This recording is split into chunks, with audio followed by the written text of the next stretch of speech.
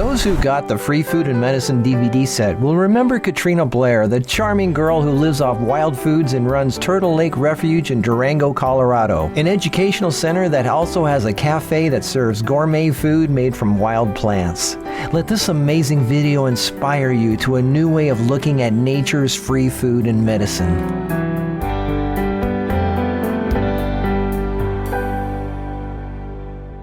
You think you've got some plants in your house? Katrina's house is dripping with plants, a house that, by the way, she built herself from recycled materials. To get food for her restaurant and for herself, she just goes outside to the wild outdoors. This is some wild tarragon, which is a really nice spice that we use to make some pesto with. Here's the alfalfa, the wild alfalfa flowers, which are so delicious right now. The purple flowers. In the springtime, I like to eat the greens when they just come out of the ground early spring, but now all the juice is in the flowers. And then some of these have already dried into their seed form, and they're these beautiful curly-Q seeds. And if you pick them and open them up, there's tiny little alfalfa seeds that are coming out. And we like to sprout these just like the alfalfa seeds you'd buy in the store, but these are the wild varieties. This is Russian olive, and they're delicious. I was actually going to harvest some today. Wild rose and the dogwood, and then this cleavers, which is like a growing ivy, and some horsetail. And the horsetail, this is one of the richest sources of silica, and I love chewing it because every time you chew it, it helps rebuild the strength of your enamel on your teeth. But I also like to collect it and dry it into a powder, and then use it in my winter powder for the winter too. Here we have a gorgeous stand of burdock, and the burdock root, we have it wild everywhere around here, but it is a delicious, delicious food, like a carrot or a potato, but you can just eat it right out of the ground. This is the wild watercress right here. Thank you. So we're going to harvest a little bit of this and give it to our people that are part of our Wild Food CSA. They have a share of the farm, so they pay a little money up front, and then every week they get delivered a goodie basket. Exactly. Community farming. Community farming, yeah. So we're just doing it with a wild twist. So this is watercress. We do a mixture of some selling at the farmer's market and selling it to the stores and restaurants, but a lot of education. So like this Saturday, we're having a wild food feast, and a huge amount of people are just our guests because they're students and teachers of our Living Soil program, which is like an 8-month wild food course. So they're all of our guests, but then we opened it up to the public for a $20 suggested donation too. So some of it will go to our dinner this Saturday. So you're obviously not in it for money. Obviously we're not in it for money. Well, how can you when it's all free? I know. To begin with, it's like the only thing we care about is keeping it going, keeping the wild food available, and protecting our wild places so we can continue to sustain this way. So what's weeds to one person is a feast for you. Yes, so this is the mustard family, and mustards, when you eat mustard, stimulate your creativity, all your circulation as well, but it's a great thing, mustard flowers, to throw in your water when you're about to write a book on wild plants especially. There's 3 keys to harvesting wild, and the first one is always ask permission from the plants. Because they're so brilliant and so intelligent, and when you make that connection, it brings you energetically into a harmony with them. And then when they say yes, they really are giving their entire being and spirit and medicine and wisdom to you. The second thing is only harvest what you need, never more. And that's a way to honor the ecosystem so that they continue to sustain and keep giving back. And then the third is always say thank you after you harvest. You don't need to eat as much food when you eat wild food because it's so potent and full of nutrition that you are free to do a lot of other things with your life besides just eating. This is a type of wild sage, and it's just a fantastic thing to keep your environment clean. Yeah, it's like desert sage, really yummy. Our next stop was the farm. Katrina's farm is not exactly what most people would consider a farm.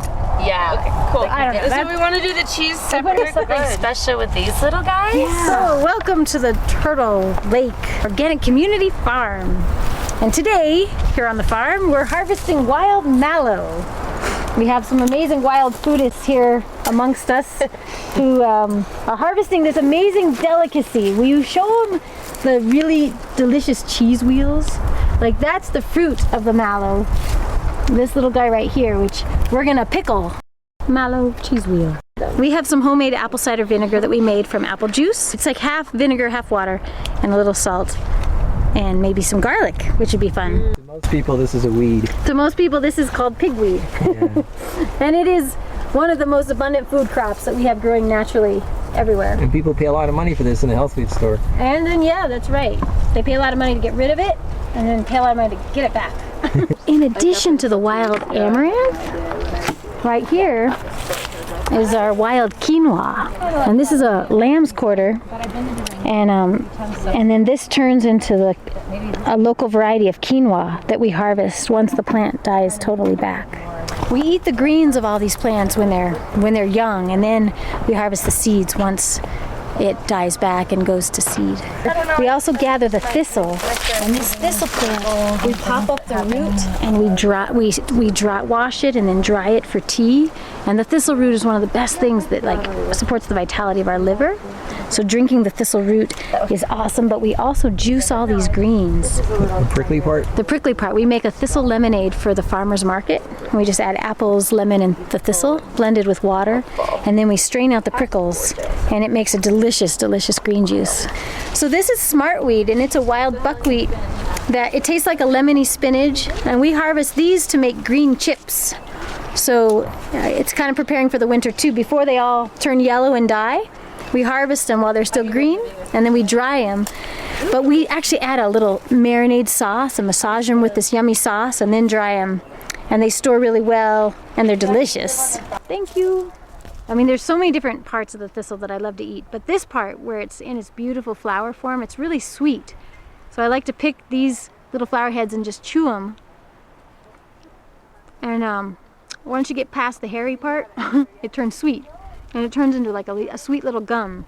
So it's a great thing to just chew while you're gardening. This plant is another kind of wild lamb's quarter. It's called orak. It's a wild spinach. It's my favorite kind of green. And these seeds are edible, but I end up just sprinkling them around because I like to keep, growing them again for the green.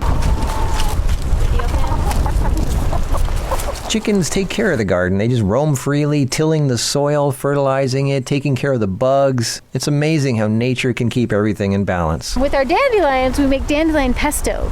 That's super popular here in Durango. It sells out every farmer's market. And comfrey and some mint. And these borage flowers are just so special and delicious, and they're known to bring on courage. So if you need an extra dose of courage, eat your borage flowers. A little tender Jerusalem artichoke. So this is a root, a tuber.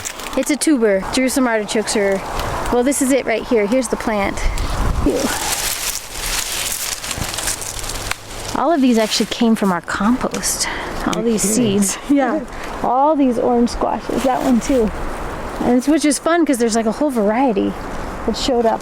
What's great is you just sit back and nature does all the work. You never know what you're going to have the next day. Who needs gardeners when you've got nature? Once you know what you're doing, you realize how limitless your food supply, your medicine, and your resources really are. So here on this wild, wonderful farm, we have like hundreds of fruit trees, and there's like plum and apple and cherry and apricot and pear. But then we also have a lot of the native varieties like hawthorn and serviceberry and chokecherry and the buffalo berries and the wild plums too mixed in.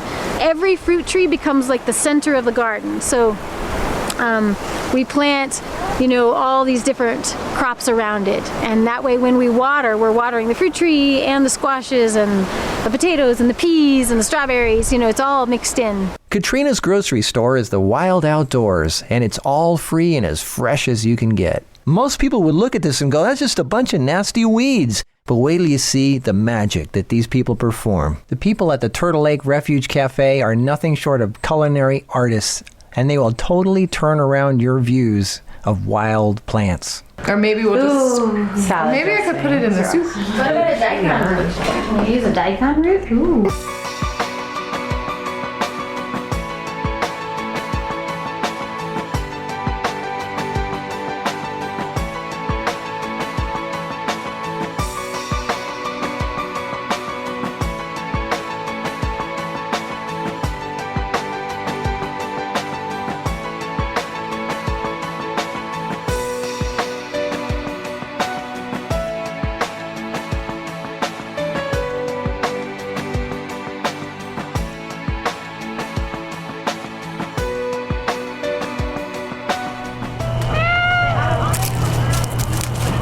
This is a wild prickly lettuce. At the early stage, like right now, it's a delicious salad green. And it's just come back in the fall for a second go around.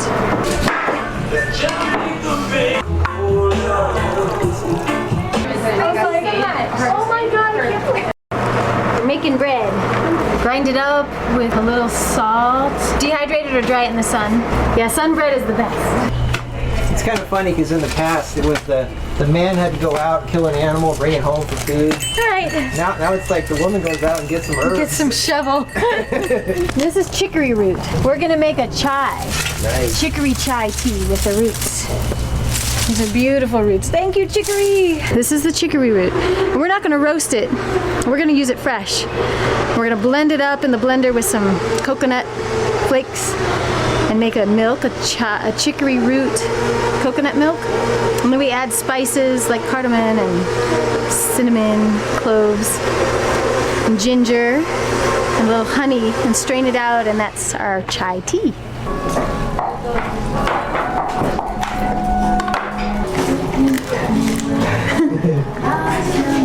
This is amazing. Okay, here's where the food is, right? And it's right next to the table. For those of you who are too lazy or don't have the time or energy or resources to make your own, here they can send you. Yes, we do have some wild food goodies. We recommend you make your own from where you live, but if you don't have time one year or you want support, we make a local wild green powder, and it's for the winter. And it's a way to stay connected to the wild elements and the wild minerals all year round. So these are just wild greens like dandelion and plantain and lamb's quarter and amaranth that we dry and grind into a powder. We have green chips, which are elm leaves, the Siberian elm. We gather those leaves with So these are tree leaves. Tree leaves, yeah, tree leaves, and we marinate them with a yummy seasoning with a little almond and spice, some lemon and salt, and dry them. So it's a really yummy chip. These are chips. Those are chips, yep. And then we have we use the wild mallow to make breadsticks, and we sprout rye and grind it up and dry them. That's really good. And then our granola, we usually put Oregon grape berries in our granola. And then this is our amaranth, our wild amaranth seed, flaxseed crackers. And then we have some local apple sugar. We press all the apples and get their juice and then dry the pulp and grind it fine to make the apple sugar. What's this? Well, this is the chai with some coconut and spice that I make in the milk, making coconut milk with the coconut chai milk. This is kombucha. People in the program have made for them every week a package with food, medicine, and even a flower arrangement. 10 families, each buy a share, and each week we make them a basket with a variety of like wild greens, tomatoes, green drink making stuff, fruit that we've foraged, and tea. It's been almost 10 years that we've been supplying all the public schools with the microgreens. I dug up a burdock root and chopped it up really fine and mixed it in with walnuts and sun-dried tomatoes to give it like kind of a more meat-like texture. So it's beets, walnuts, burdock, Sun-dried tomatoes, and then some spices. So I added salt, cumin, and chili powder. This is a pico that's made with tomatoes and daikon radish. And then we have a sour cream that is made from cashews and lemons. fresh. Very, very good. Wow, this looks delicious. This is really good. I am not kidding. This is the best French onion soup I've ever had in my life. The soup tastes so good, it's hard to believe there's no dairy or anything in it. Well, I don't really like this because I love it. I've never had a hollyhock leaf before. It's interesting. So this is an apple cake. The cake part layer is made with soaked almonds, fresh apples from our trees, mesquite powder, apple sugar, and what else? Cinnamon. And then the frosting is a cashew frosting with just cashews, honey, and vanilla. Apple cake. Thank you. Wow, that's beautiful. Wow. Decadent. Mm-hmm. Wow. This is heaven right here. So the French onion soup that I made was, I sliced very thinly some farm fresh onions, yellow onions, and I put it in a bowl, and I poured in tamari and a lot of fresh squeezed lemon juice, some salt and pepper, a little bit of sunflower oil, and then I just kept and some garlic, and I just kept stirring it, and just the lemon juice basically really cooks the onions, and I did add a little bit of honey. And how long to it. was this marinating? Maybe like 45 minutes, not very long. And then you warmed it. And I slightly warmed it. Then I took a little bit of that mixture in a Vitamix with some tamari and a little bit of olive oil and water, and then blended like 1 pitcher full of that and added it to the soup, and then I just, added water and then just gently warmed it on a hot plate. That's the best onion soup I've ever had. Seriously. It's really, really good. It's amazing. And the cake just amazing. Thank you.